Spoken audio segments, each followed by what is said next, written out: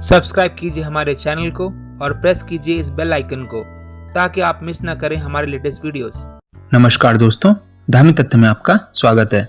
दोस्तों, आज हम आपको रामायण के उस प्रसंग के बारे में बताएंगे जिसके बारे में अधिकतर लोग नहीं जानते हैं। हम में से किसी ने देवी सीता के भाई के बारे में नहीं सुना है।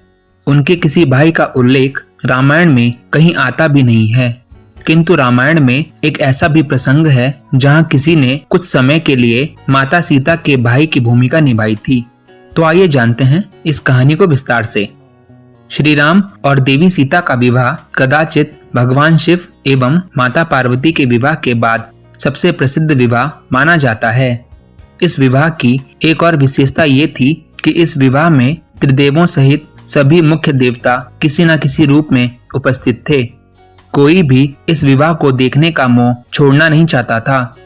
श्री राम सहित महर्षि वशिष्ठ एवं विश्वामित्र को भी इसका ज्ञान था। कहा जाता है कि उनका विवाह देखने को स्वयं ब्रह्मा विष्णु महेश ब्राह्मणों के वेश में आए थे। चारों भाइयों में श्री राम का विवाह सबसे पहले हुआ। विवाह का मंत्रोच्चार चल रहा था और उसी बीच कन्या के भाई द्वारा की जाने वाली विधि आई। इस विधि में कन्या का भाई कन्या के आगे आगे चलते हुए लावे का छिड़काव करता है। विवाह पुरोहित ने जब इस प्रथा के लिए कन्या के भाई का आह्वान किया तो ये विचार किया जाने लगा कि इस प्रथा को कौन पूरा कर सकता है। समस्या ये थी कि उस समय वहां ऐसा कोई भी नहीं था जो माता सीता के भाई की भूमिका निभा सके। अपनी पुत्री के विवाह में इस प्रकार विलंब होता देखकर पृथ्वी माता भी दुखी हो गई। चर्चा चल ही रही थी कि अचानक एक श्याम वर्ण का युवक उठा और उसने इस विधि को पूरा करने के लिए आज्ञा मांगी।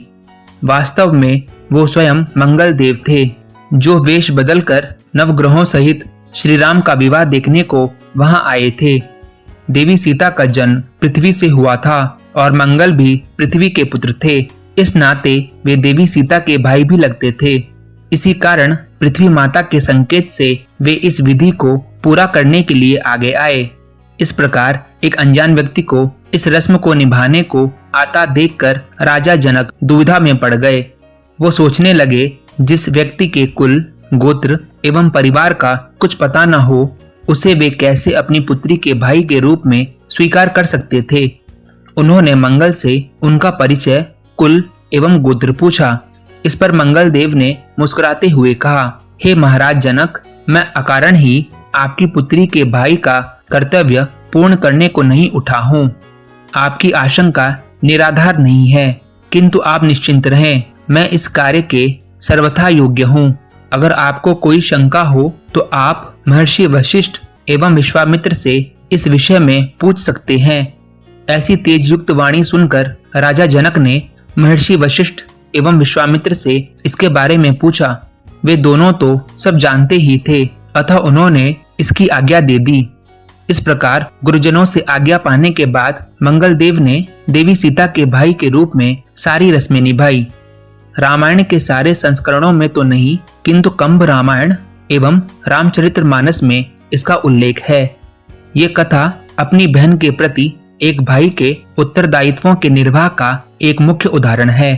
तो दोस्तों, इस वीडियो में इतना ही। अगर आपको ये वीडियो अच्छा लगा हो तो उसे लाइक करें, शेयर करें एंड प्लीज सब्सक्राइब करना ना भूलें। हम आपके लिए ऐसी वीडियोस लेकर आते रहेंगे। नमस्कार।